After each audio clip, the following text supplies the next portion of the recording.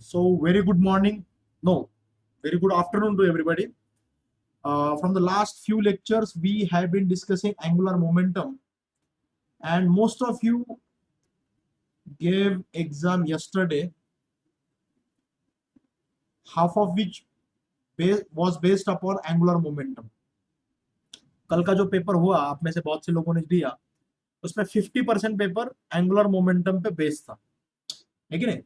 और angular momentum में काफी कुछ हम ऑलरेडी डिस्कस कर चुके हैं, तो वही पार्ट अब हम आगे लेके जाने वाले। एंगुलर मोमेंटम के बारे में जो मुझे कंसेप्चुअल चीजें आपको बतानी थी वो मैं आपको बता चुका हूं, ठीक है? लेकिन इस पे ज्यादा से ज्यादा प्रैक्टिस होना बहुत जरूरी है एंगुलर मोमेंटम के टॉपिक पे। तो आज का दिन भी मैं प्रैक्टिस लेने वाला हूं, तो एवरीबॉडी पे अटेंशन। नोटबुक साथ में रखो भाई, ओके? नोटबुक रेडी रखो। एग्जाम्पल 1 मैं आपके सामने लेके आ रहा हूं। शायद कुछ एग्जाम्पल्स ऐसे भी होंगे जो आपने कल एग्जाम दी उससे सिमिलर भी हो सकते हैं, ठीक है? I will start from basic, then I will raise the level. Okay, पहला example, angular momentum of a rotating body is increased by 30%. Its kinetic energy will increase by question mark, और options दिए 30%, 60%, 69%, D none of these. चलो ये question आपके सामने, everybody pay attention. Late us सी कौन इसका answer देता है।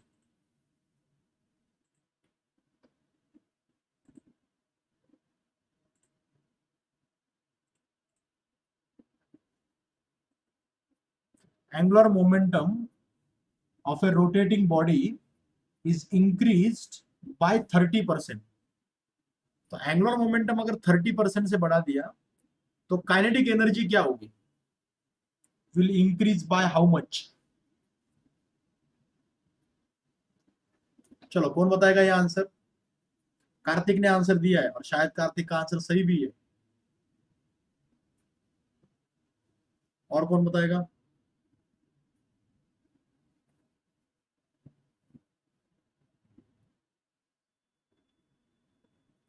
तनुश्री सेइंग कि सर स्क्रीन थोड़ी ब्लर दिख रही है। जस्ट अ सेकंड बेटा।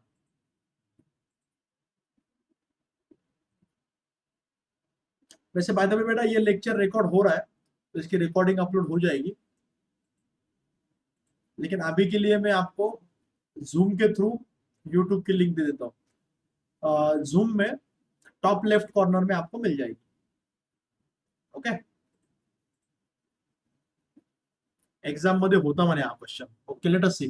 देखो इसका सॉल्यूशन कैसे आएगा? What is the expression for kinetic energy? Rotational motion में काइनेटिक एनर्जी का एक्सप्रेशन है half I omega square, remember? और एंगुलर मोमेंटम क्या होता है? एंगुलर मोमेंटम होता है L is equal to I omega, right? तो आप इसको ऐसे कर सकते हो क्या? आप काइनेटिक एनर्जी को क्या करो, multiply by I and divide by I, multiply and divide by I करो। देखो एक्सप्रेशन क्या बनेगा? एक्सप्रेशन बनेगा half I square omega square upon I. I से मल्टीप्लाई किया, डिवाइड किया, can I write it as half L square by I. और ये काइनेटिक एनर्जी का एक्सप्रेशन है ना, आपके लीनियर मोशन के एक्सप्रेशन से काफी मिलता जुलता है। आपका लीनियर मोशन का एक्सप्रेशन ऐसा है हाफ एम वी स्क्वायर, जिसको कि आप ऐसा लिख सकते हो half p square by m, याद है? Linear momentum, similar expression.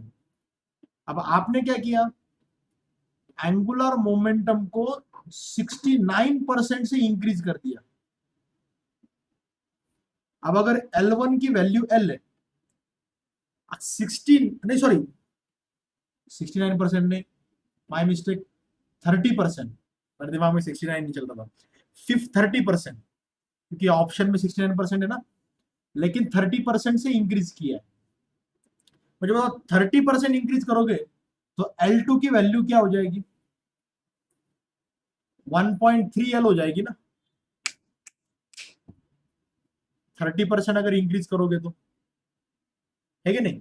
30% का मुनाफा हुआ, लेटेस्ट से आपके पास 100 रुपए, आपको 30% का मुनाफा हुआ, 100 रुपए में 30 रुपए मुनाफा हुआ तो 130 रुपए हो जाएंगे आपके पास। 100 पे 30 का प्रॉफिट तो 130, तो 1 पे 1.3 हो जाएगा ना, 1 का 1.3। अब इसकी काइनेटिक एनर्जी कितनी है? ke1 half L square by I, और यहाँ पे आई कांस्टेंट है, मोमेंट ऑफ इनर्शिया। सिमिलरली यहाँ पे क्या होगा? हाफ एल स्क्वायर बोले तो 1.3 एल स्क्वायर हो जाएगा ना ये, बाय आई।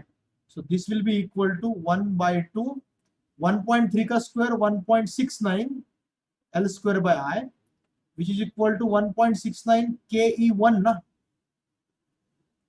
मतलब final kinetic energy initial kinetic energy के 1.69 टाइम्स है। Final kinetic energy initial kinetic energy के 1.69 टाइम्स है। मतलब 100 का हो गया 169, राइट? तो कितने से बढ़ गया ये?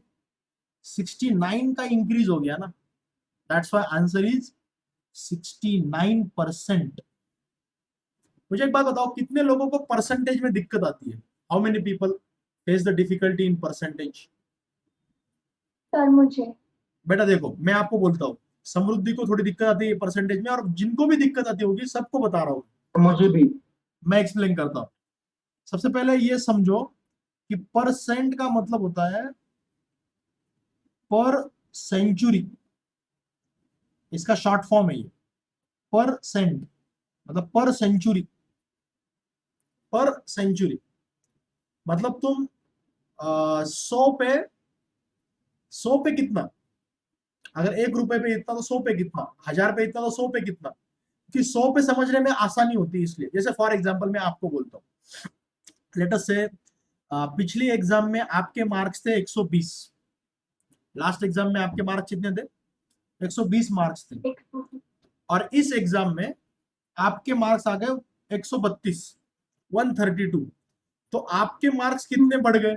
आपके मार्क्स 12 से बढ़ गए ना, हाँ राइट? 12 से बढ़ गए। लेकिन इससे ना पूरी क्लैरिटी नहीं आती।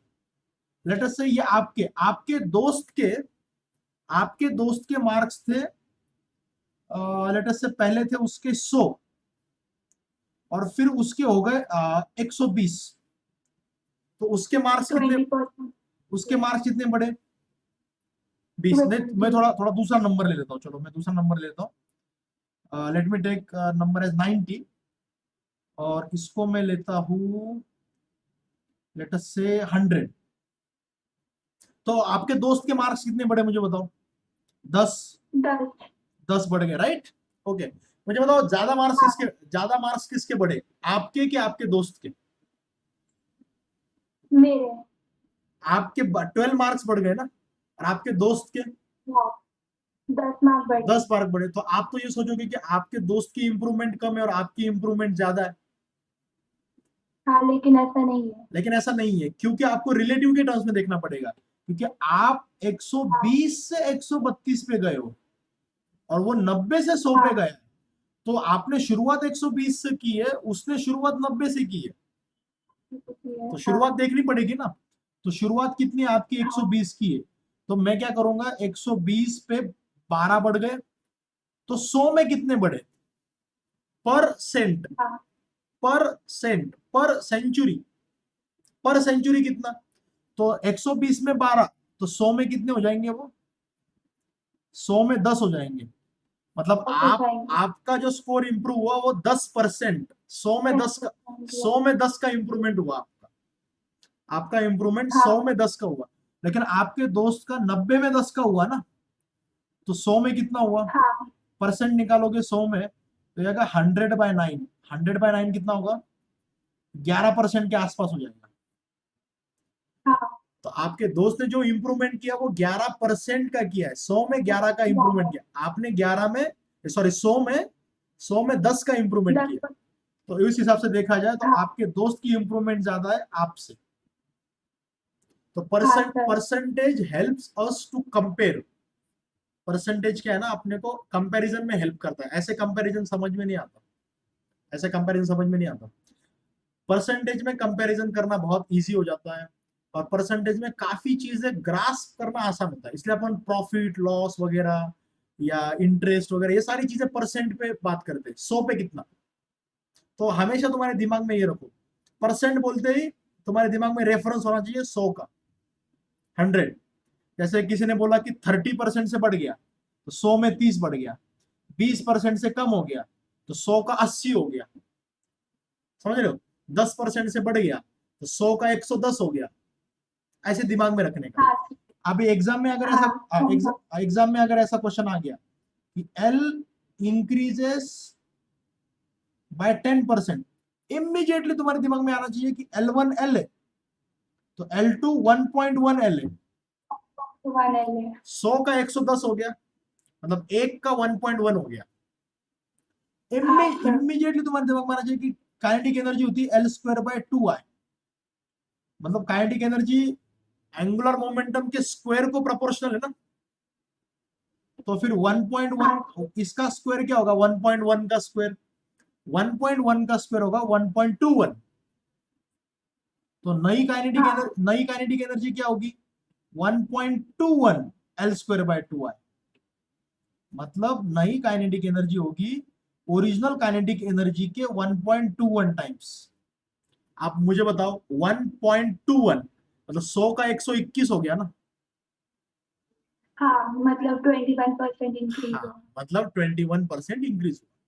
ऐसे करने का समझ में हाँ आया? सर समृद्धि बेटा, मैं आपको हाँ एक सर सब ऐसा सिमिलर क्वेश्चन पूछता हूँ, आप ऐसे ही आंसर दो मुझे वर्बली। हाँ सर ऐसा ही क्वेश्चन पूछता हूँ। अभी इंक्रीज का क्वेश्चन था, अभी मैं डिक्रीज का देता हूँ। L डिक्रीजेस बाय 10%, तो बताओ kinetic energy will decrease by how much percent? L decrease by 10%।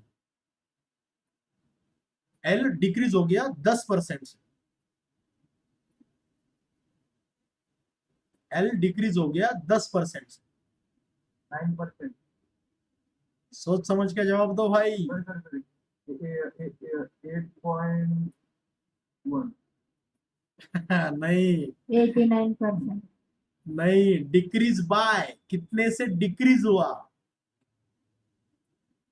वैसे ही वर्डिंग समझो, कितने से डिक्रीज हुआ? 1%। अरे टमाटर, ओरिजिनल 100 था, अभी नया 89 हो गया ना। नहीं नहीं नहीं नहीं, 81। सर नहीं हाँ 81 हुआ तो कितना कम हुआ? 81 19%। हाँ, अब सही है। देखो, अगर तुम्हें 10% का घाटा हुआ, लॉस लॉस हुआ 10% का, इसका मतलब पहले तुम्हारे पास 100 रुपए थे, अभी तुम्हारे पास 90 रुपए, 10% लॉस हो गया ना। तो इसका मतलब ओरिजिनल एल अगर एल है, तो नया एल तो 0.9 एल है ना। सही बात है कि नहीं? ओरिजिनल तुम्हारे पास वैल्यू एल थी, तो नई वैल्यू 0.9 एल है। अब जो काइनेटिक एनर्जी होती है वो एल के स्क्वायर को प्रोपोर्शनल है, राइट? तो ओरिजिनल काइनेटिक एनर्जी ये होगी, और फाइनल काइनेटिक एनर्जी क्या होगी? हाफ इसका स्क्वायर करना पड़ेगा। अब 0.9 का स्क्वायर क्या आएगा? 0.9 का स्क्वायर का 0.81, और बाकी का हाफ L²/I। हाफ L²/I तो ओरिजिनल काइनेटिक एनर्जी है। मतलब ओरिजिनल काइनेटिक एनर्जी अगर 100 की है, तो नई काइनेटिक एनर्जी 81 है। तो कितना कम हुआ भाई? 19%। हाँ, रिड्यूस्ड बाय 19%, 19% रिड्यूस हुआ ना। ऐसे क्वेश्चन रहते हैं। हाँ सर समझा अभी। ओके, एक्चुअली ये सर एक बार आपको ट्रिक समझ में आ गई ना तो आप इसको वर्बली भी कर सकते हो, आपको लिखने की भी जरूरत नहीं है, you can do it verbally also. अरे ना फिजिक्स में क्या करते हैं पता है क्या, जानबूझ के ना ऐसे वर्ड्स को ऐसे घुमाते, जानबूझ के घुमाते। मैं एक एग्जांपल देता हूं आपको ना, ये एग्जांपल देखो और ये एग्जांपल दो, ये एग्जांपल नंबर 1 और एग्जांपल नंबर 2, ठीक है। Angular momentum reduces by 40%, angular momentum reduces to 40%, kinetic energy will reduce by, ऐसा question, kinetic energy will reduce by। अब दोनों क्वेश्चन एग्जैक्टली सिमिलर है, सिर्फ एक वर्ड का फर्क है। कौन से वर्ड का फर्क है देखो, बाय एंड टू, इससे पूरा क्वेश्चन चेंज हो जाएगा। सोचो 36% हाँ दूसरे में सर 64%। हाँ सर पहले का आंसर क्या, हाँ सर पहले का 36% 36 और दूसरे का 64। पहले वाले में क्या होगा, रिड्यूसेस बाय 40%, मतलब ओरिजिनल एल है तो नई वैल्यू क्या होगी, 0.6 रिड्यूसेस बाय, रिड्यूसेस बाय का मतलब है 40% से कम हुआ, 40% से कम हुआ, मतलब ओरिजिनल वैल्यू 100 थी तो अभी 60 हो गई ना, 100 में से 40 कम हो गए ना, 40% हाँ। से कम हुआ, 40% का घाटा हुआ, 40% का लॉस हुआ, तो नई वैल्यू 0.6 एल है। हाँ तो ओरिजिनल काइनेटिक एनर्जी जो होगी वो होगी half L square by I, और नई काइनेटिक एनर्जी जो होगी वो होगी हाफ 0.6 एल स्क्वायर बाय आई। अब 0.6 का स्क्वायर कितना होगा, 0.6 का स्क्वायर होगा 0.36, तो ये 0.36 ke2, ये फाइनल काइनेटिक एनर्जी आएगी, ठीक है। तुम्हारी final kinetic energy original kinetic energy के 0.36 है, इसका मतलब लॉस कितने का हुआ, 100 का 36 हो गया, मतलब लॉस हुआ 64 का, लॉस ऑफ 64%। 100 का 36 हो गया भाई, तो 100 का 36 हो गया तो 64% का लॉस हुआ। तो पहले क्वेश्चन में 36% बचा, मतलब 64% का लॉस हुआ।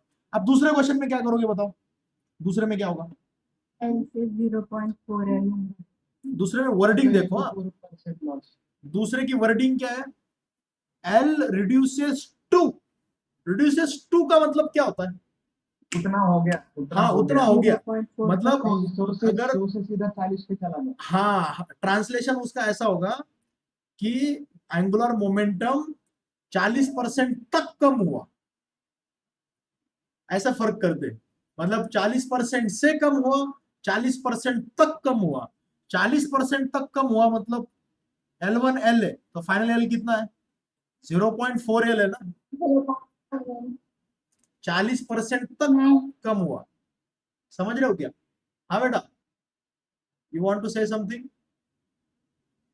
40% तक कम हुआ, तो ओरिजिनल काइनेटिक एनर्जी अगर half L square by I, तो नई काइनेटिक एनर्जी क्या आएगी, half 0.4 L square by I, 0.4 का स्क्वायर हो जाएगा 0.16 ओरिजिनल काइनेटिक एनर्जी। इसका मतलब फाइनल काइनेटिक एनर्जी सिर्फ 0.16 है ओरिजिनल के, इसका मतलब 100 का कितना हुआ, 16, कितना परसेंट का लॉस हुआ भाई, 84% का लॉस हुआ। तो एक का आंसर आएगा 64, दूसरे का आंसर आएगा 84। समझ में आया कैसे घुमाते। अब मुझे बताओ, दोनों क्वेश्चन में फर्क सिर्फ एक वर्ड का फर्क है, देखो, angular momentum reduces by, angular momentum reduces to.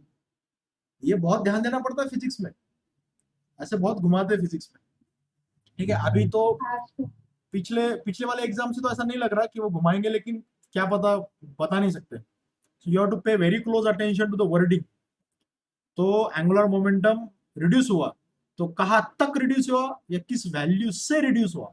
40 से रिड्यूस हुआ तो 60 हो जाएगा, और 40 तक रिड्यूस हुआ मतलब फाइनल 40 होगा.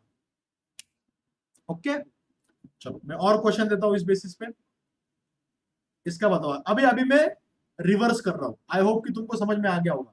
अगर किसी को नहीं समझ में आया तो डू टेल मी, मुझे बताओ. ठीक है, डेफिनेटली टेल मी. अभी देखो, हाँ ये वाला एग्जांपल देखो. Kinetic energy of a rotating body is increased by 96%. ठीक है, by 96% without changing moment of inertia. What is percentage increase in its angular momentum? 40%. Yes. तो एंगुलर मोमेंटम में कितना परसेंटेज इंक्रीज होगा. अभी उल्टा क्वेश्चन दिया. अभी एंगुलर मोमेंटम नहीं बढ़ाया, अभी क्या बढ़ाया है. एंगुलर मोमेंटम नहीं, अभी काइनेटिक एनर्जी. जी. अब काइनेटिक एनर्जी क्या होती है, half L square by I. तो क्या आप ऐसे बोल सकते हो, kinetic energy is proportional to L square. मतलब root of kinetic energy is proportional to L. अगर आई कांस्टेंट मान के चले तो, हाँ आई कांस्टेंट है, मोमेंट ऑफ इनर्शिया कांस्टेंट. अब देखो क्वेश्चन में ऐसा कहा गया है कि काइनेटिक एनर्जी जो है वो इंक्रीज हुई 96% से. अब आप ही बताओ, 96% का इंक्रीज मतलब ओरिजिनल काइनेटिक एनर्जी अगर के, तो फाइनल काइनेटिक एनर्जी क्या है. हाँ 1.96 के, क्योंकि 96% का इंक्रीज हुआ ना. तो 100 पे 96 का, 100 पे 96 का इंक्रीज मतलब 100 और 96 हो जाएगा 196. तो वो 100 का 196 मतलब 1 का 1.96. अभी L प्रोपोर्शनल टू रूट के, तो L2 क्या आएगा, प्रोपोर्शनल टू रूट ऑफ 1.96 के. मतलब 1.96 का रूट कितना आएगा, 1.4 रूट के. मतलब ये हो गया ना, L2 is equal to 1.4 L1, क्योंकि रूट के को L1 प्रोपोर्शनल है. यहां पे लिख दिया L1. मतलब 0.4 से बढ़ गया L2. 1 में 0.4, 1 में 0.4 बढ़ गया मतलब 100 में 40 बढ़ गया ना. 100 का 140 हो गया ना. ये 40% का इंक्रीज है ना. तो जब भी परसेंटेज के क्वेश्चन तुम्हारे सामने आ जाए, every time you are faced with questions based upon percentage, always think in terms of 100. 100 के टर्म्स में सोचने का. 100 के टर्म्स में सोचोगे, 2-4 क्वेश्चंस करोगे, तुमको इतना इजी लगने लग जाएगा ये कि तुम बहुत फटाफट कर पाओगे परसेंटेज के क्वेश्चन. मानसी लिख लो बेटा. मानसी बोल रही है कि सर लिखने के लिए तो टाइम दो. लिख लो लिख लो.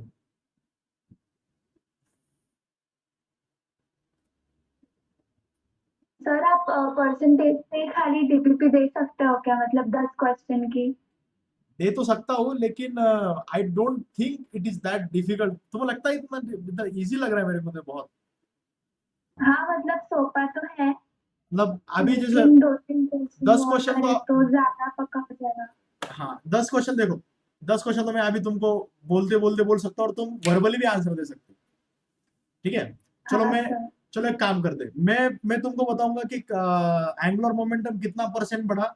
तुमको बताना है कि काइनेटिक एनर्जी कितनी परसेंट बढ़ेगी. ठीक है, फटाफट कैलकुलेशन करके, अपने माइंड में बिना लिखे और without taking more than 10 second, 10 second में आंसर देना है. ओके, सबको देना आंसर और गलत नहीं देना है. देखो, अगर, और याद रखो काइनेटिक एनर्जी एल स्क्वायर को प्रोपोर्शनल है, या फिर एल मतलब एंगुलर मोमेंटम काइनेटिक एनर्जी के रूट को प्रोपोर्शनल है। ओके, चलो पहले एंगुलर मोमेंटम का देता हूं मैं। अगर एंगुलर मोमेंटम 10% बढ़ गया तो काइनेटिक एनर्जी कितनी बढ़ेगी? एंगुलर मोमेंटम 10% बढ़ गया, 21%, यस 21%. 21%. एंगुलर मोमेंटम 10% बढ़ गया, मतलब 100 का हो जाएगा 110, 100 का 110 1.1. मतलब 1 का हो जाएगा 1.1, 1.1 के स्क्वायर को प्रोपोर्शनल है ना, तो 1.1 1.21. हाँ 1.21 मतलब ओरिजिनल काइनेटिक एनर्जी 1.21 टाइम्स करने के बाद फाइनल मिलेगी, मतलब 21% बढ़ गया ना, है कि नहीं? चलो हाँ. अगर अगर मैंने एंगुलर मोमेंटम बढ़ा दिया 50%, एंगुलर मोमेंटम बढ़ा दिया 50%, 125%. कर रहे 22.5%, 25%. ना 25 नहीं 125 125%. 125%. हाँ, एंगुलर मोमेंटम बढ़ा दिया 50%। देखो एंगुलर मोमेंटम 50% बढ़ा दिया मतलब 1 का 1.5 कर दिया ना, 100 का 150, 100 का 150 कर दिया मतलब 1 का 1.5 कर दिया। अब एंगुलर मोमेंटम के हाँ. स्क्वायर को प्रोपोर्शनल है, तो 1.5 का स्क्वायर आएगा 2.25, 2.25. तो 2.25 मतलब 1 का 2.25 हुआ तो कितना बढ़ा? 1 का 2.25 1.25 बढ़ गया ना, है कि नहीं? है कि नहीं? 1.25. तो L का हो गया 1.5 L, क्योंकि 50% का इंक्रीज है, तो L का स्क्वायर हो जाएगा 2.25 L स्क्वायर, तो ये 1.25 का सॉरी, तो ये इंक्रीज कितना है? 1.25 का मतलब 125% ना, हाँ. 100 पे 125 बढ़ गया ना। ओके, अभी मैं उल्टा दे रहा हूँ, अभी मैं काइनेटिक एनर्जी दे रहा हूँ, काइनेटिक एनर्जी। चलो मुझे बताओ, काइनेटिक एनर्जी बढ़ गई 44%, काइनेटिक एनर्जी बढ़ गई 20%. हाँ, काइनेटिक एनर्जी बढ़ गई 20%. 44%, 44, काइनेटिक एनर्जी बढ़ गई 44, तो L is proportional to root के ही ना, L2 is proportional to 1.2 root ना, इसका 1.44 का रूट कितना होगा? 1.2। 1.2 मतलब 20%. हाँ 1 का हो गया 1.2 मतलब 100 का हो गया 120, 100 का हुआ 120 मतलब 20% बढ़ गया। I think all of you are catching it on. चलो last question, Yes. Kinetic energy कम हो गई, काइनेटिक एनर्जी कम हो गई 64% से,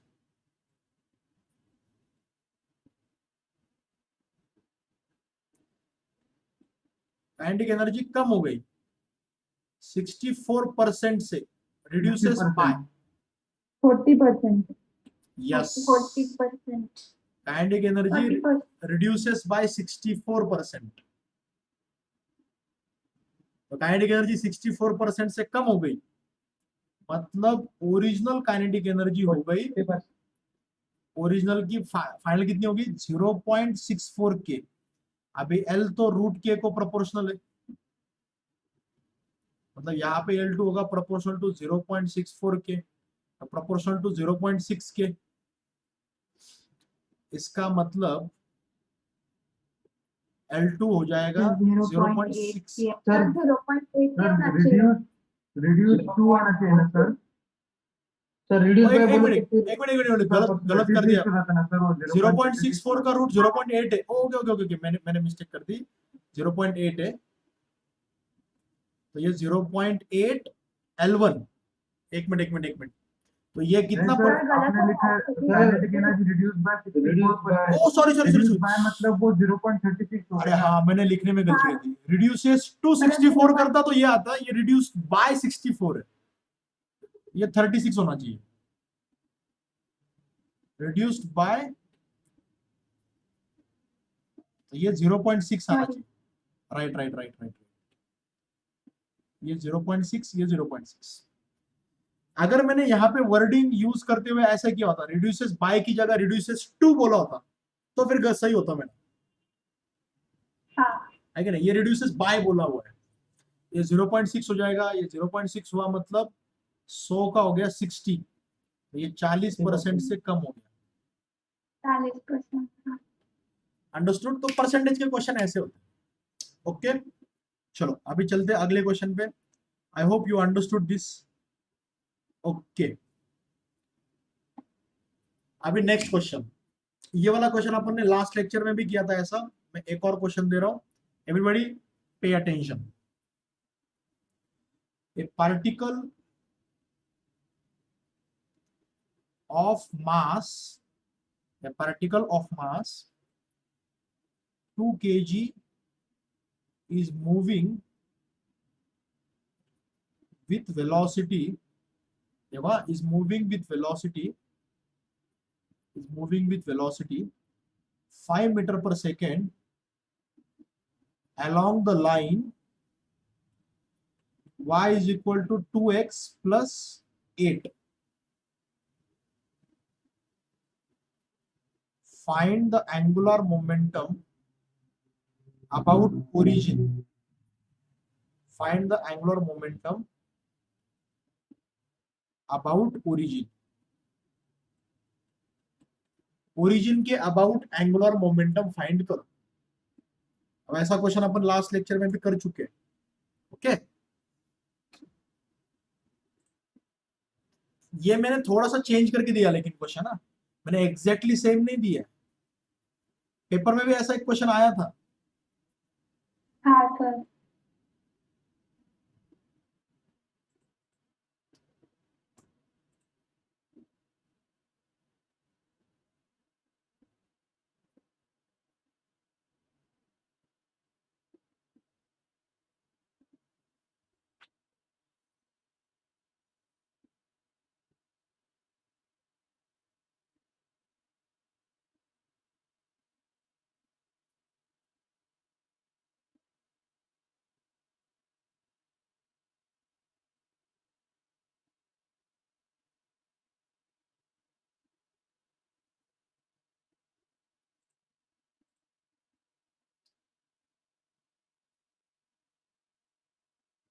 पार्टिकल ऑफ मास, हाँ बेटा, 80। इसमें तुमको सोचना पड़ेगा, इसमें डायरेक्ट आंसर नहीं आएगा।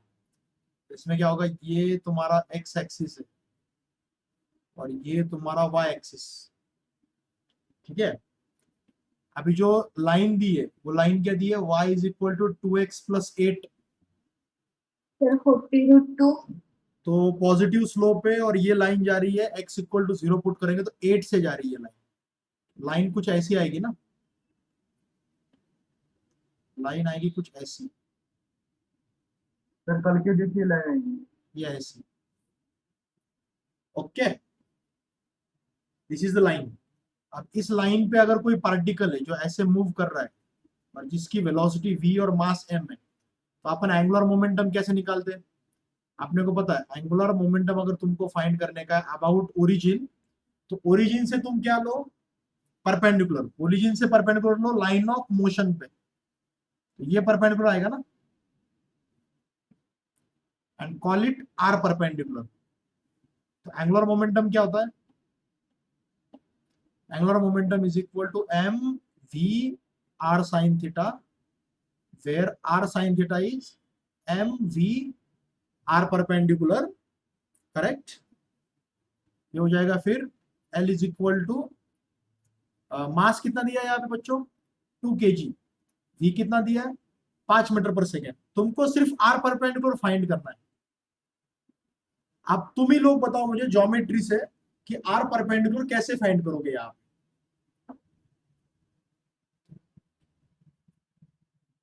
थीटा 45 डिग्री है। हाँ, थीटा कितना आएगा, थीटा 45 45 डिग्री। ये तुमने कैसे डिसाइड किया थीटा 45 डिग्री आएगा बोल के? ये तुमने कैसे, हाँ थीटा 45 डिग्री थोड़ी आएगा, मैंने पहले ही बोला था ये ditto same to same question नहीं है। ये देखो ये 2 है, ये क्या होता है y is equal to mx plus C, यहाँ पे m स्लोप होता है, तो स्लोप m है, तो यहाँ पे स्लोप कितना है, tan थीटा इक्वल टू यहाँ पे स्लोप 2 है, 2 1 नहीं है। जब स्लोप 1 था तब एंगल 45 डिग्री था, ये 45 डिग्री एंगल नहीं है, ठीक है। तो ये tan थीटा इक्वल टू 2, तो ये थीटा है तुम्हारा, ठीक है। अब यहां से लेके यहां तक ये तो 4 है ना। अब मैं जो कहता हूं उस ट्रायंगल पे तुम ध्यान दो, मैं जिस ट्रायंगल के बारे में बात कर रहा हूं उस ट्रायंगल पे ध्यान दो तुम। ये ए बी सी ट्रायंगल दिख रहा है, A B C, ABC triangle ऐसा है, ए बी सी, ये 90 डिग्री है, ये थीटा है, यहां से लेके यहां तक ये 4 है, और tan थीटा तुमको पता है, tan थीटा तुमको पता है।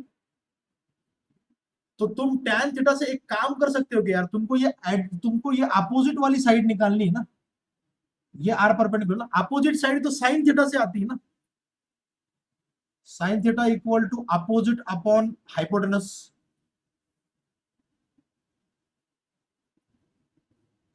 तो क्या तुम tan थीटा से sin थीटा निकाल सकते हैं क्या? भाई समझ में आ रहा है कि दिमाग के ऊपर से जा रहा है? वेदेही समझ में आ रहा है क्या बेटा? हाँ सर, अपन हाँ tan सर। अपोजिट अपन एडजेसेंट है तो फिर उससे अपन हाइपोटेनस निकाल सकते हैं। हाँ, तो तुम एक काम करो, तुम्हें ना ये tan थीटा इक्वल टू 2 है ना, इसको तुम ऐसे लिखो, tan थीटा इक्वल टू 2, मतलब 2/1, अपोजिट 2 एडजेसेंट 1, तो ये हो जाएगा √5। इससे sin थीटा आ जाएगा, sin theta equal to opposite upon hypotenuse, ये आ गया तुम्हारे पास sin थीटा। अब ये sin थीटा को यहाँ पे पुट करो, यहाँ पे पुट करो, कितना आएगा 2/√5 equal to r perpendicular by 4, तो इससे r परपेंडिकुलर आ जाएगा 8/√5। आ गया भाई r परपेंडिकुलर। ये ज्योमेट्री का कमाल है सब कुछ, एक बार तुम्हारा r परपेंडिकुलर आ गया फिर तुमको एंगुलर मोमेंटम निकालने से कोई रोक नहीं सकता। अभी एंगुलर मोमेंटम क्या आएगा, L equal to m v r perpendicular, mass कितना दिया है यहाँ पे मास दिया है 2 kg, वेलोसिटी 5, आर परपेंडिकुलर 8/√5, ये आएगा 16√5 kg metre square per second. क्या आ गया L? समझे कि नहीं समझे? एकदम ऑनेस्टली सर बताओ। Can you please explain again? चलो मैं फिर से एक बार एक्सप्लेन करता हूँ, पे अटेंशन। बेटा पहले मुझे बताओ, मैंने लाइन का डायग्राम कैसे निकाला वो समझा क्या तुम? y is equal to 2x plus 8, ये लाइन का डायग्राम समझा क्या? यस और नो बोलो बेटा। Yes sir. ओके, क्या मैं ऐसे बोल सकता हूँ tan theta is equal to 2, slope yes sir. Slope right. बेटा tan theta is equal to 2 होगा तो 2/1 होता है ना tan theta is opposite upon adjacent. Yes sir. तो ये ट्रायंगल से, ये जो मैंने ट्रायंगल अभी ड्रॉ किया तुम्हारे सामने येलो कलर में, इसका हाइपोटेनस √5 आ जाएगा, यस सर। तो इससे sin थीटा कितना आएगा 2/√5, ठीक है। अब मैंने sin थीटा क्यों निकाला उसका रीजन भी बोलता हूं मैं तुमको। मुझे यहां से परपेंडिकुलर चाहिए ना, ऐसा ये वाला आर परपेंडिकुलर, तो अभी मैं ये वाला ट्रायंगल कंसीडर करूंगा, ये ये ये ये। अच्छा मुझे एक बात बताओ बेटा, ये लेंथ कितनी आएगी, A B C, A B की लेंथ कैसे निकालो बताओ बेटा, ए बी की लेंथ कैसी आएगी? तो आई को तो पुट कर। हाँ, y को 0 पुट करो ना, ये 0 है ना, यहाँ पे y 0 है ना, इसका y कोऑर्डिनेट क्या है, 0 है, तो y को 0 पुट करोगे तो 2x इक्वल टू 8 आएगा, मतलब x इक्वल टू -4 हो जाएगा ना ये, मतलब Yes, sir. ये जो लेंथ है ये लेंथ 4 मीटर की है, एग्री? Yes sir. अभी वो ट्रायंगल साइड में ले लो, अभी मैं वो ट्रायंगल साइड में ले लेता हूं ऐसा, ये मेरे पास 4 मीटर है, ये थीटा है, ये आर परपेंडिकुलर है जो मुझे फाइंड करने का है। ये हो जाएगा sine theta equal to opposite upon hypotenuse. Sine theta की वैल्यू तो मैंने पहले ही फाइंड करके रखी है 2/√5, वो मैंने यहाँ पे पुट कर दी, उससे आर परपेंडिकुलर आ गया 8/√5। एक बार आर परपेंडिकुलर आ गया बाकी सब कुछ तो आ जाएगा ना। Yes, sir. L is equal to mv r perpendicular, R perpendicular. 2 into 5 into 8/√5, 16√5 kg metre square पर सेकंड। आप समझे? Yes, sir. Thank you. Everybody understood? तो ज्योमेट्री इंपॉर्टेंट है। मैं ऐसा एक और क्वेश्चन देता हूँ, कर पाओगे क्या? एकदम सच सच बताओ ऑनेस्टली। हाँ सर। चलो हाँ, sir. ठीक है, let me give you one more question. Find angular momentum of a particle of mass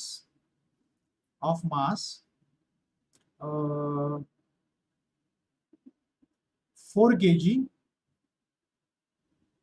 moving along line y is equal to 3x plus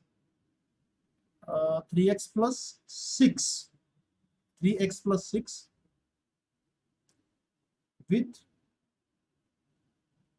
velocity 5 meter per second, okay, about origin। I think अब ये question तुमको आ जाना चाहिए।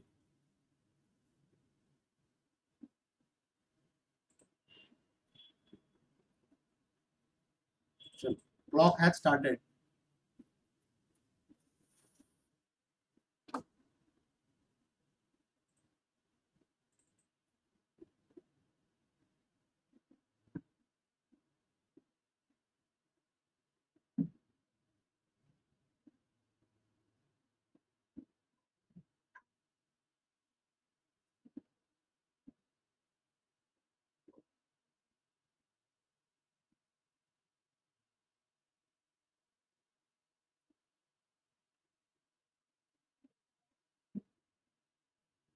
Sir, 120/√10.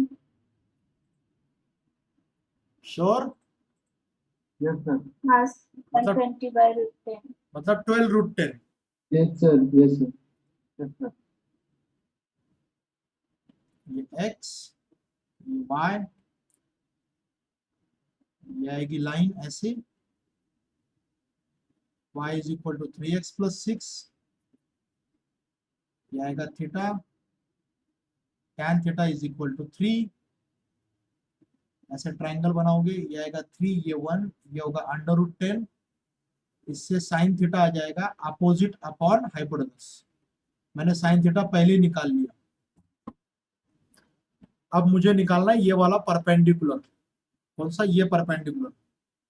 क्यों? क्योंकि अगर particle अगर ऐसे जा रहा है और पार्टिकल की वेलोसिटी v और मास m है, तो मुझे लेना पड़ता है ऐसा r वेक्टर,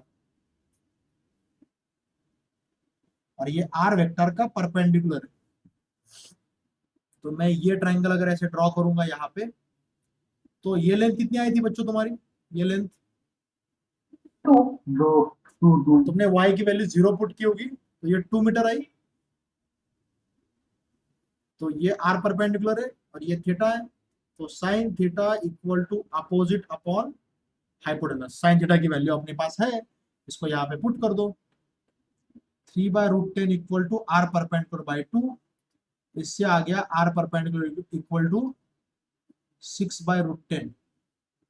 अगर तुमने r परपेंडिकुलर राइट कैलकुलेट किया है तो तुम्हारा आंसर राइट आने से तुम्हें कोई नहीं रोक सकता।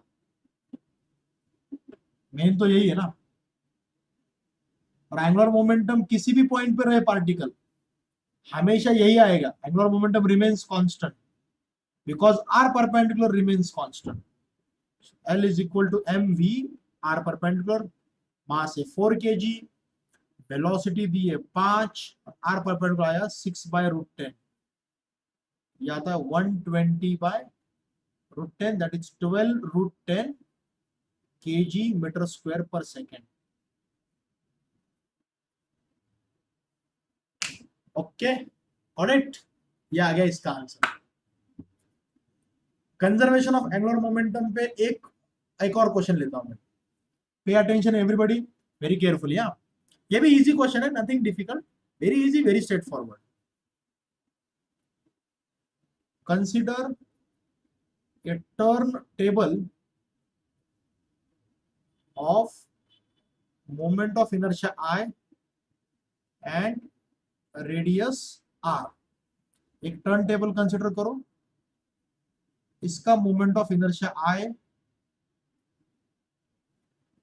और इसकी रेडियस कैपिटल R है। Okay, a kid of mass m is at rest on its age। एक छोटा सा बच्चा है जिसका मास स्मॉल m है, वो इसके बिल्कुल एज पे खड़ा है, लेकिन रेस्ट कंडीशन में। लेकिन क्या है? रेस्ट कंडीशन में। अभी देखो, बहुत इंटरेस्टिंग क्वेश्चन है, पे अटेंशन, बहुत इंटरेस्टिंग क्वेश्चन है, एकदम सोच समझ के जवाब देना, जल्दबाजी मत करना, ठीक है? The kid starts walking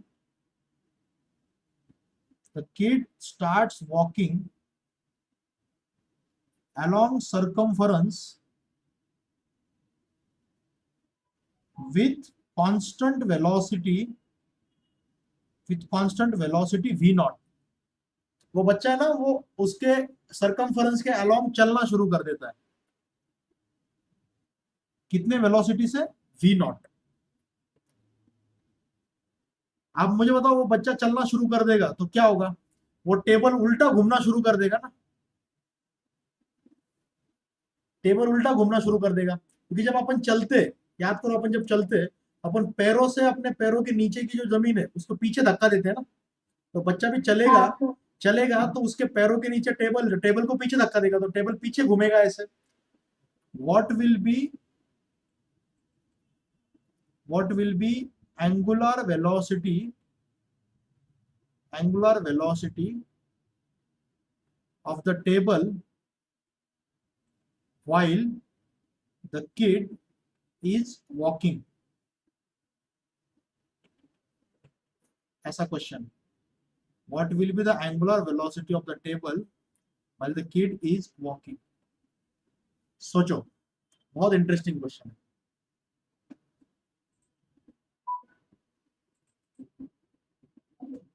think।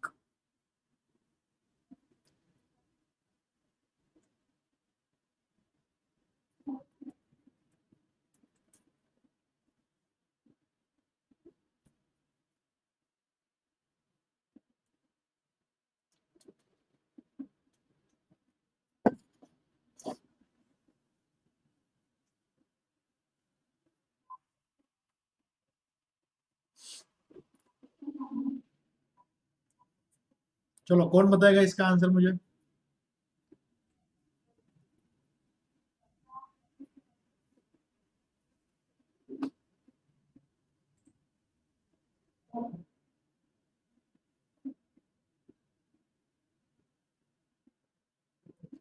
Consider a turntable of moment of inertia I and radius capital R.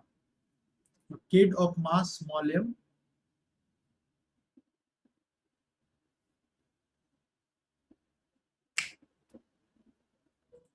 Anybody? चलो, कुछ तो लॉजिक बताओ, कौन बताएगा? सर पहले वो डिस्क का मोमेंट ऑफ इनर्शिया निकालिए। वो तो दिया है ऑलरेडी, आई। नहीं सर, mr स्क्वायर से। नहीं, वो दिया है ऑलरेडी फाइनल मोमेंट। निकालनी है। देखो, ओरिजिनल तो एट रेस्ट है, तो एंगुलर वेलोसिटी 0 है पहले। हाँ, तो ओरिजिनल एंगुलर मोमेंटम कितना है? 0। Very good. तो ओरिजिनल एंगुलर मोमेंटम अगर 0 है तो फाइनल एंगुलर मोमेंटम क्या होना चाहिए? 0 ही आएंगे। फाइनल भी 0 होना चाहिए, क्योंकि angular momentum should be conserve, right?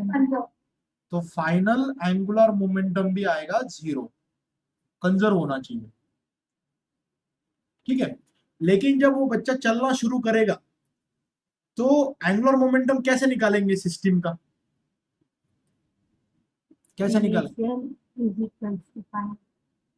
है ना, ये इनिशियल L1 जीरो है तो फाइनल भी जीरो आना चाहिए। मान लिया कि फाइनल जीरो आएगा, साई into omega. Sir root of kinetic energy. I into omega, तुमने सही बोला, I इंटू ओमेगा। तो मुझे बताओ ये जो टेबल है, टर्न टेबल, ये ऐसे घूम रहा है ओमेगा से, तो टर्न टेबल का जो मोमेंट ऑफ इनर्शिया होगा वो एंटी क्लॉकवाइज है, तो वो मैं सॉरी क्लॉकवाइज है, तो मैं उसको पॉजिटिव पकड़ता हूं।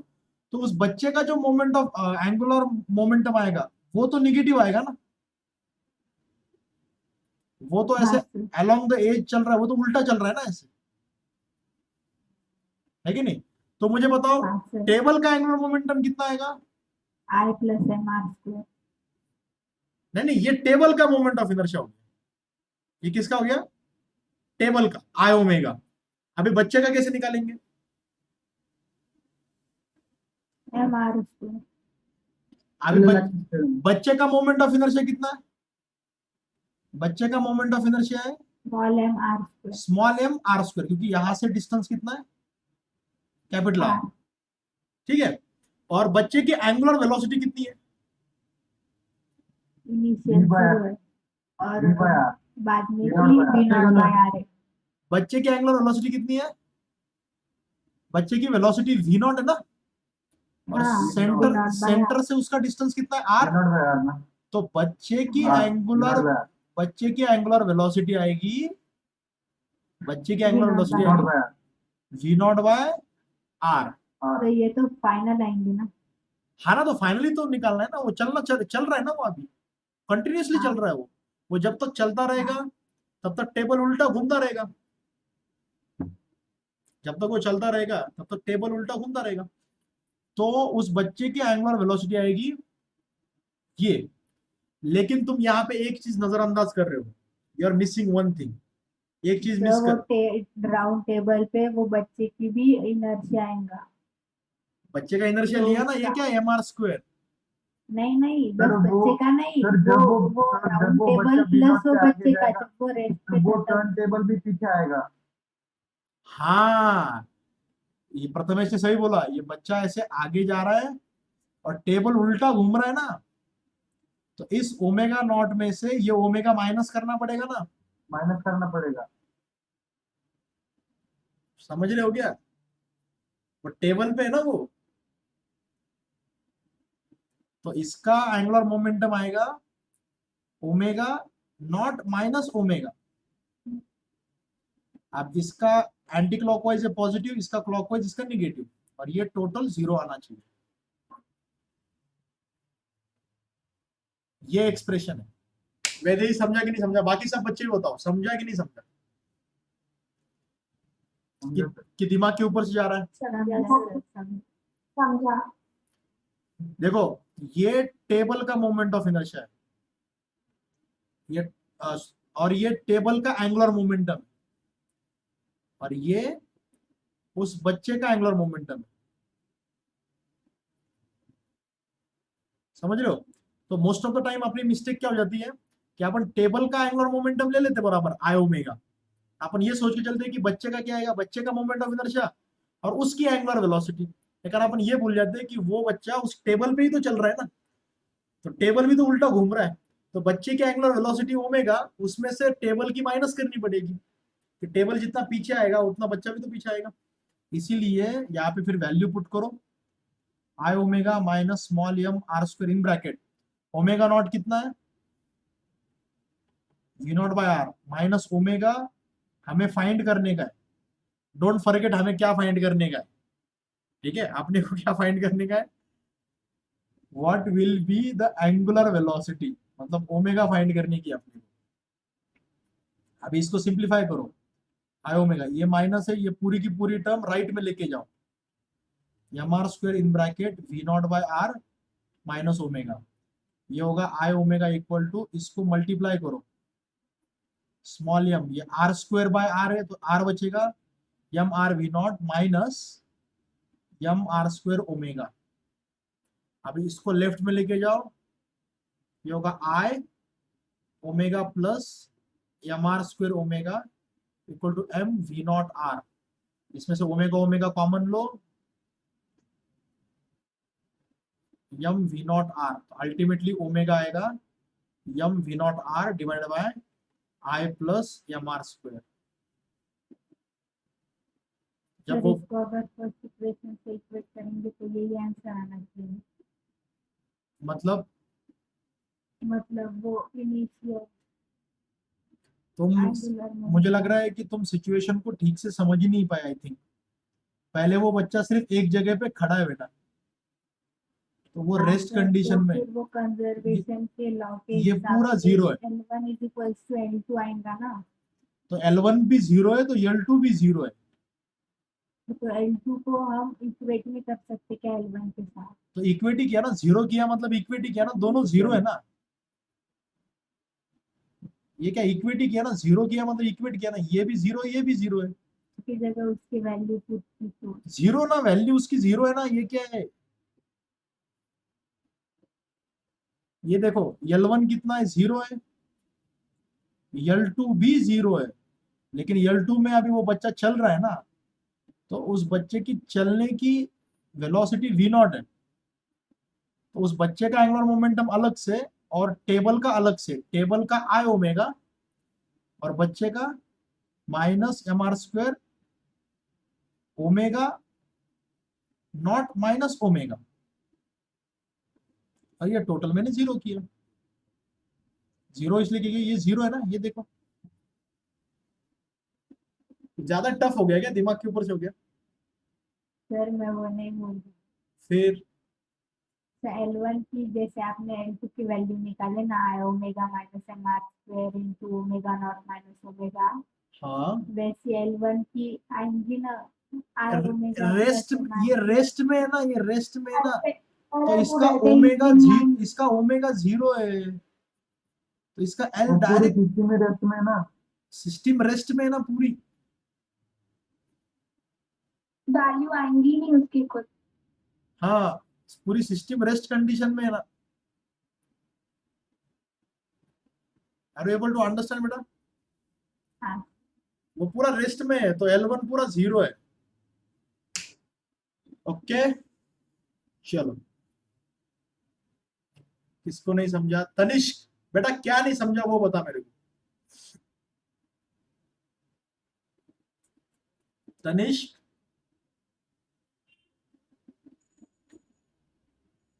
सर आज आप डाउट लेने वाले हो? नहीं बेटा, आज नहीं लूंगा मैं डाउट्स। मुझे बस इतना बताओ कि इसमें क्या नहीं समझा, इसमें क्या नहीं समझा, सब समझा। इसमें समझा। तनिष्क तुमको क्या नहीं समझा बेटा?